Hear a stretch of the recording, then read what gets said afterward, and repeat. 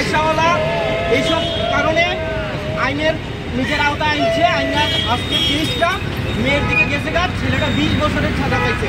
3 বছরের আগের ঘটনা, আজকে 3 বছর পরে 20 বছর সাজা পাইছে। মানে হ্যাঁ, জেল থেকে বাড়িতে বাড়িতে এর জীবন শেষ। কয়েকদিন ধরে আমরা দেখতেছি যে ফেসবুকে একটা চলেছে যে রাহুল দাস নামে একজন ছেলে, ওর 20 বছরের সাজা উদয়পুর আদালত থেকে ওকে ঘোষণা করা হয়েছে। তো তারপর আমরা সত্যতা যাচাই করার চেষ্টা করি। তো আমরা দেখেছি যে যেই কেসে ওকে ফাঁসানো হয়েছে বা যেই ধারাতে ফাঁসানো হয়েছে বা যেইভাবে ওকে 20 বছরের সাজা দেওয়া হয়েছে, এটা যদি আজকে রাহুলের পরিবার ছাড়া অন্য পরিবার হতো বা অন্য কোনো ভালো উকিল ধরে যদি ওরা যদি সেই জিনিসটা বুঝতো, তাহলে হয়তো ওর ওইরকম সাজা হওয়ার কথা ছিল না। কারণ একটা মেয়ের জন্য আজকে ওর জীবনের পুরোটা মানে জীবন এবং যৌবন তার শেষ হয়ে গেছে। তো এই জায়গায় দাঁড়িয়ে আমরা ছোট্ট পরিসরে চেষ্টা করেছিলাম আজকে স্বামী বিবেকানন্দ ময়দানে জনা কয়েক লোক মিলে আমরা ওদের পরিবারের পাশে দাঁড়ানোর জন্য। তো সেই জায়গাতে আমরা উদয়পুরে যোগাযোগ করি এবং আজকে ওদের পরিবারের সদস্যরা, ওর মামা, ওর বোন, যারা কিনা এই কেসে জেল খেটেছে এবং ওদেরকে পরবর্তী সময়ে সেখান থেকে মুক্তি দেওয়া হয়েছে এবং রাহুলকে 20 বছরের সাজা দেওয়া হয়েছে। তো আজকে এই ঘটনার আমরা তীব্র নিন্দা জানাচ্ছি, পাশাপাশি আমরা আদালতের রায়কেও আমরা মাথা পেতে নিচ্ছি।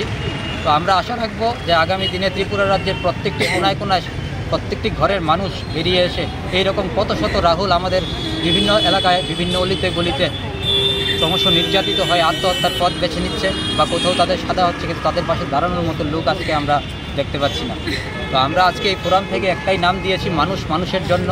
তো আজকে আমরা রাজনৈতিক রং, লিঙ্গ, ধর্ম, বর্ণ নির্বিশেষে সমাজের সর্বস্তরের মানুষরা মিলে আজকে আমরা সিদ্ধান্ত গ্রহণ করেছি এই আস্তাবল মাঠে বসে যে আমরা রাহুলের পরিবারের পাশে আমাদের শেষ দিন পর্যন্ত আমরা থাকব এবং আমরা চেষ্টা করব কীভাবে রাহুলকে ন্যায় পাইয়ে দিতে হয় এবং তার জন্য যতটুকু করা দরকার সেটা করব। পাশাপাশি আগামী দিনে কোনো মায়ের সন্তানের যাতে এরকম অবস্থা না হয় তার জন্য আমরা সমাজের সর্বদিকে আমরা লক্ষ্য রাখবো। এবং আমরা আজকে বিবেকানন্দ ময়দানে ছোট্ট পরিসরে আমরা শুরু করেছি।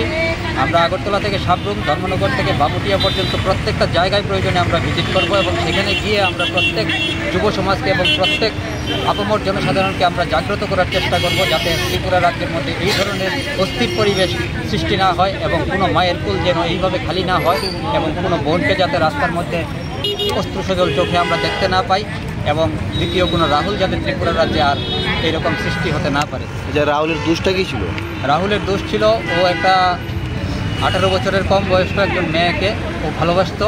তো মেয়েটা একদিন ওর বাড়িতে চলে এসেছিলো, এসে বলছে যে তোমার আমাকে বিয়ে করতে হবে। রাহুল বলছে তোমার বয়স হয়নি, আমি তোমাকে বিয়ে করতে পারবো না।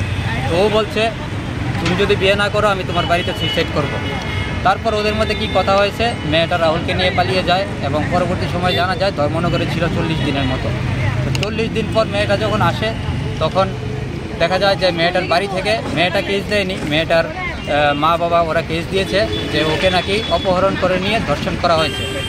তো একটা মেয়ে 40 দিন থাকার পর ওদের বাড়ি থেকে কোনো কেস করা হয়নি বা ওকে পুলিশ খুঁজে পায়নি, তাহলে ত্রিপুরা রাজ্যে মানে পুলিশ রেল দিয়ে যদি ধর্মনগর যেত, রেলের মধ্যে পুলিশ ছিল, ধর্মনগরে পুলিশ ছিল, তাহলে কী করে তারা 40 দিন কোন জায়গায় ছিল? এবং তার পরবর্তী সময়ে মেয়েটার যে ভিডিওগুলো ভাইরাল হয়েছে সেখানে মেয়েটা বলছে যে আমি স্বেচ্ছায় রাহুলের বাড়িতে এসেছি। তাহলে এত কিছুর পর কেন আজকে রাহুলের মতো একটা নির্দোষ ছেলেকে এইভাবে ফাঁসানো হলো?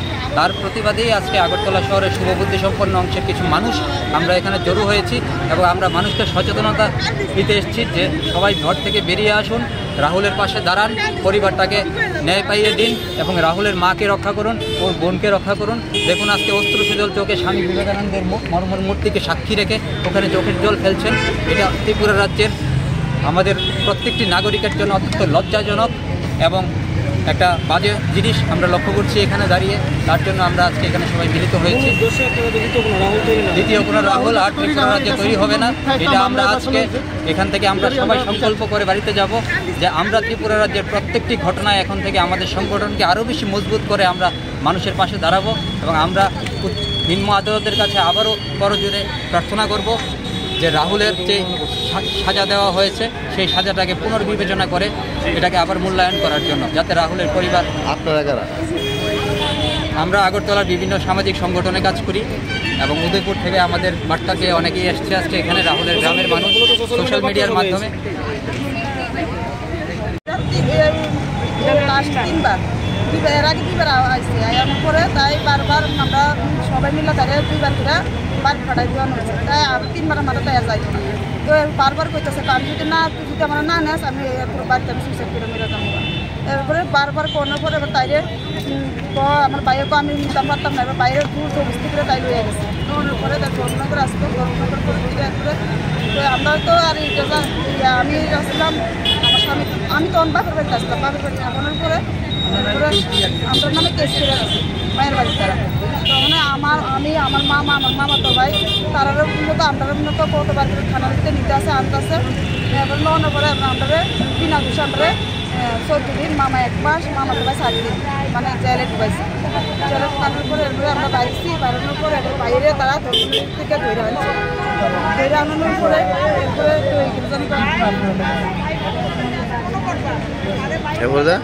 আমার তো কথা হইতেছে আমার শরীর একদম খারাপ লাগতেছে এখন কি চান আপনারা?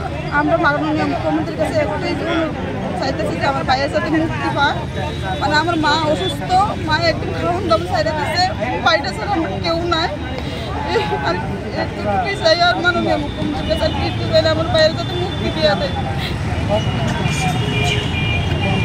তারা তখন যা কইছে মানে আমিও ততটুকু জানি আর রাহুল এমনিতে খুব ভালো ছেলে ওর মানে আগে ওর সাথে কথা হতো আমরা সবাই এটা জানতাম তারপর যা ঘটনা 2-3 বছর তো কেস চলছে এই কেস চলাকালীন তার সাথে আমরা সবসময় ঘোরাফেরা করতাম তো যা দেখতাম মেয়েটাও মানে ওর সাথে কথা বলার জন্য অনেক রকম চেষ্টা করতো কিন্তু তখন তো এগুলি তো গিয়েছে কিন্তু যখন লাস্টে মেয়েটা যখন ফার্স্ট কিন্তু ওর দিকে মানে সাক্ষী দিয়েছে যে ওর পক্ষে দিয়েছে তারপরে যখন মানে চেঞ্জ হয়ে গেছে মেয়ের ফ্যামিলির হয়তো প্রেশারে চেঞ্জ হয়ে যায় ওর বিপক্ষে সাক্ষী চলে যায় তারপর এটা কেস চলাকালীন 3 বছর পর ওর বিপক্ষে রায় চলে যায় এখন তোমরা কি চাও যারা চাই রাহুলের জন্য এটা সুষ্ঠু বিচার হয় আবার পুনর্বিবেচনা করা হয় এটাই চাই তোমরা কারা? আমরা রাহুলের সাথে চলি মানে বন্ধু